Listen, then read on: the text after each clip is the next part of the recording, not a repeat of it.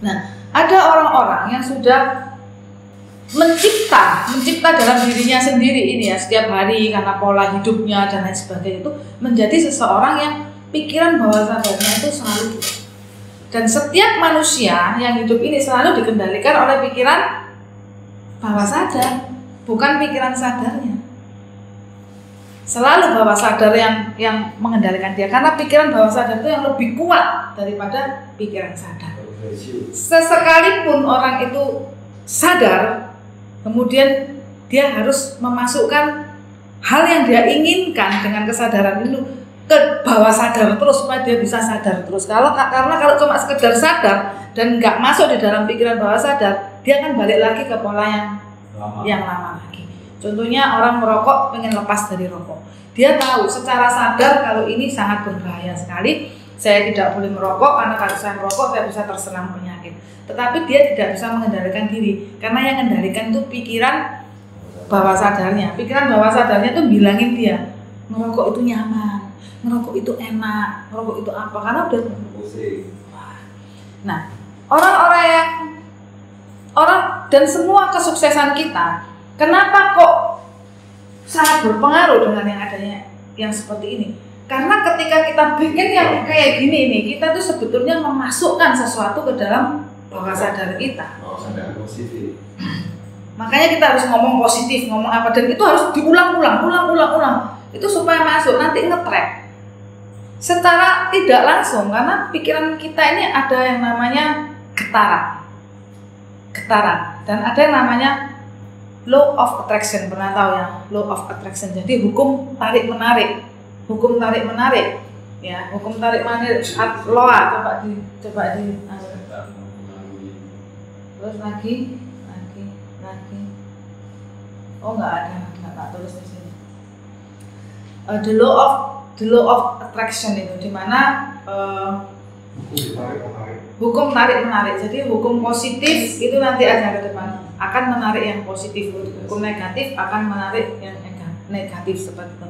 Nah, ketika kita menulis di buku impian itu kita kan tulis, kita kan lihat apa tulisan-tulisan kita. Segala sesuatu yang melalui panca indera kita itu akan lebih kuat masuk ke dalam pikiran bawah sadar.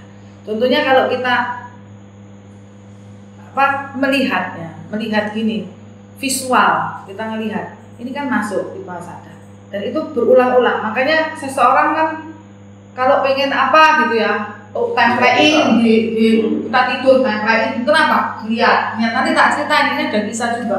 Lihat lagi itu masuk bawah sadar. Itu nanti akan secara cepat atau lambat pikiran kita lah yang akan mengarahkan kita. Akhirnya kita melakukan sikap-sikap yang baik terhadap orang. Akhirnya orang ketemu kita jadi senang karena kita melakukan sikap yang baik. Akhirnya dikasih job. Akhirnya kita jadi sukses. Itu semua terbawa karena secara pribadi kita. Nah, orang-orang yang nggak pakai nulis gini, kan saya paham maksudnya, nggak pakai nulis gini kok hidupnya sudah jadi lebih enak kan gitu kan, sudah bisa nolong, sudah lo kan hidupnya tambah lama tambah enak kan gitu, nggak usah kata gini-ginian bisa orang tua sukses. Karena apa? Karena pikiran bawah sadar Bapak itu kuat. Tapi kalau misalkan pikiran bawah sadar Bapak ini kuat dalam hal yang positif itu, orang-orang kuno, orang-orang Cina yang dari daratan sana pindah ke sini, orang Tiongkok, dia naik kapal, perjuangannya keras. Dia enggak usah pakai nulis. Udah di sini dia udah, saya harus bisa, saya harus yakin, itu rasa percaya dirinya yang mendorong dia sehingga dia bisa jadi sukses. Tapi orang MLM kenapa disuruh nulis gini terus? Karena orang kalau dikasih gini terus dia bisa jadi sukses. Rasa perjuangannya tuh enggak tinggi gitu loh. Jadi dia harus diisi terus itu apa? Pikiran yang lemah itu harus dijadikan kayak gini.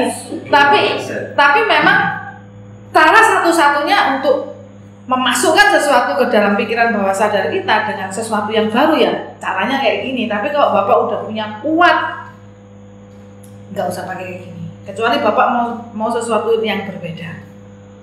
Misalkan trading forex, tapi Bapak Arab agak males gitu ya, misalnya aduh kok males ya. Nah, dicoba untuk memasukkan sesuatu yang baru itu dengan seperti ini, dibikin khusus yang forex supaya sukses di forexnya gitu. Mungkin Bapak sukses di sekarang ini sebagai seorang apa ya, yang kerja di dunia packaging misalnya, sukses karena memang Bapak ada hati di situ, Bapak kuat pikirannya di situ, dan Bapak positif di situ, Bapak hal ini semua sudah tertulis di dalam pikirannya Bapak tanpa harus melakukan secara fisik tulis-nulis kayak gini. Tapi belum tentu Bapak di forex bisa seperti ini. Jadi kalau merasa Bapak ada kekurangan, rasanya kok nggak bisa sebaik seperti di bisnisnya Bapak punya, sebaiknya bisa dibikin yang seperti ini. Itu menurut pandangan saya sih seperti itu.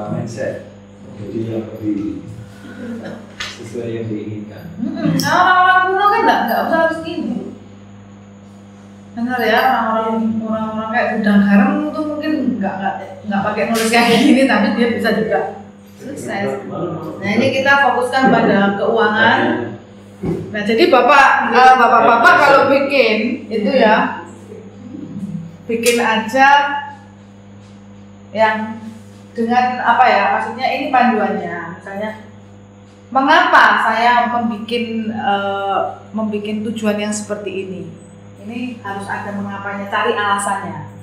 Karena saya kepingin pada saat tidak cuma pensiun, kalau pensiun ini kan intisarinya apa sih kalau pensiun? Ya, karena saya pengen istri saya, karena saya sudah tidak kerja, saya pensiun, saya tetap ingin istri saya bahagia, tetap bisa beli ini, beli itu alasannya disebutkan. Apa yang akan terjadi jika tidak berhasil? Ini juga sangat penting sekali.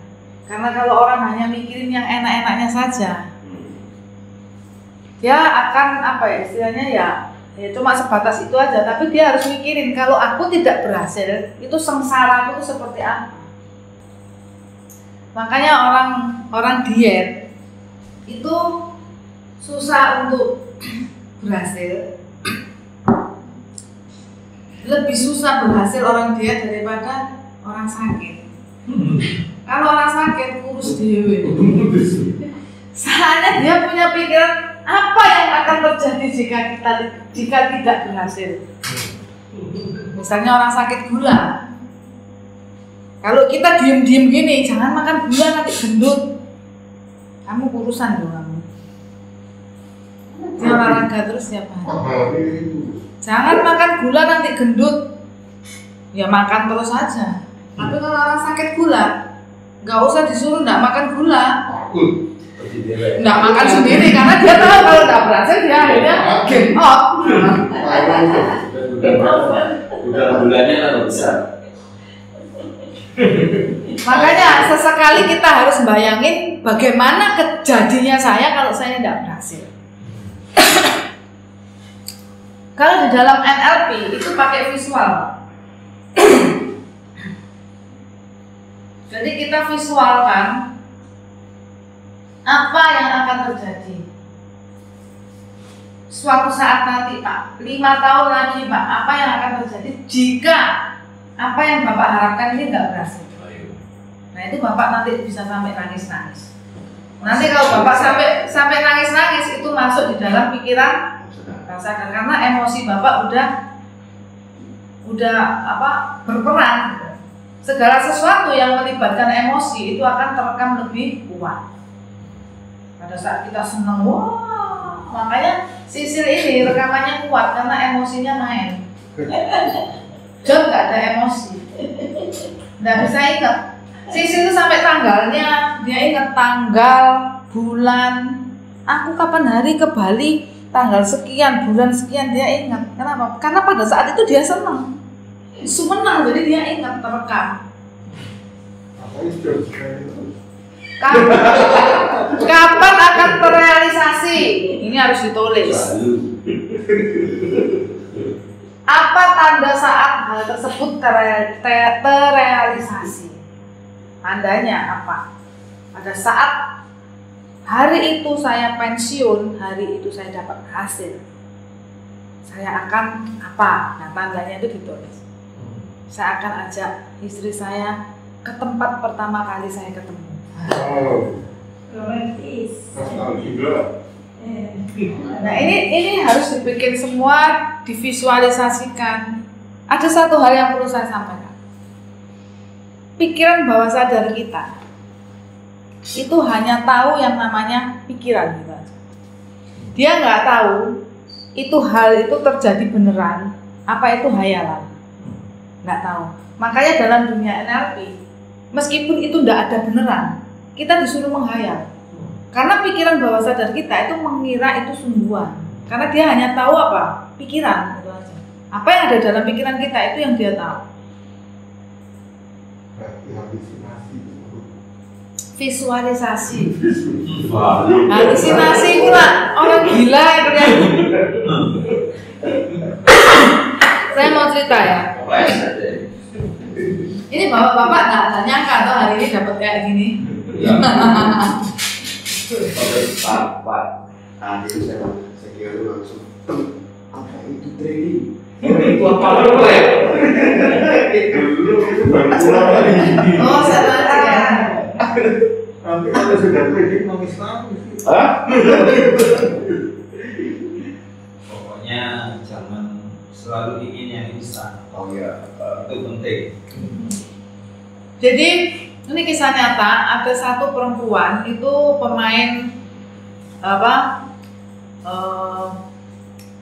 sport, jadi kayak dia mau bukan balapan, senam indah. Dia mau lomba di kayak game Asian Game misalnya kayak gitu. Orang Rusia, tapi dia cedera tangannya, nggak bisa latihan tadinya. Misalnya kurang setengah tahun lagi gitu dia mau lomba dan cedera. Karena dia cedera akhirnya diterapi kan. Setelah itu dipanggilkan kayak orang NLP gitu ya, kayak orang NLP yang ngasih motivasi semangat. Dia latihan itu pakai visualisasi. Jadi dia bayangkan dia itu lari terus pegang, ada videonya, cuman tak cari nggak ketemu. Dia pegang itunya apa barnya itu terus dia balik-balik gini. Itu pikiran dia, pakai pikiran. Dia nggak pernah latihan beneran. Sampai tangannya ini akhirnya sembuh. Dia mau lomba kurang berapa hari, dia praktek. Dia belum pernah melakukan gaya yang seperti itu, hanya pikirannya saja. Dan dia pada saat dia praktek, dia melakukan dengan baik. Jadi pikirannya ini udah mengenal, kemudian nge-track dia untuk melakukan sama seperti yang udah dipikirkan dia. Jadi hanya dari pikiran. Makanya pembelajaran seperti ini, pembelajaran mengenai pikiran ini itu selalu ada dalam hal pembelajaran sukses yang dispesialkan, tapi pembelajaran mengenai pikiran. Makanya kita selalu harus membayangkan, kemudian visualisasi aku sukses. Nggak pernah visualisasi uang jatuh dari langit terus kita ambil uangnya, itu pernah nggak Pak? Saya pernah Pak. Kayak apa saya? Pernah cerita kan? Kayak apa ngambilnya? Pak Michael, kayak apa manggil? Wah, iya. Ya Pak ya. Uang banyak. Jadi uang itu banyak. Karena kita trading itu uang langit Pak. Bener nggak? Orang kita nggak ngapa-ngapain, tiba-tiba keluar duitnya sendiri, itu kan aneh banget itu. Teknologi yang luar biasa yang patut kita syukuri hari ini. Nggak gitu kan setengah mati aku cari uangnya, keringet-keringetan, kerja di mana ini, diem-diem dapat duit.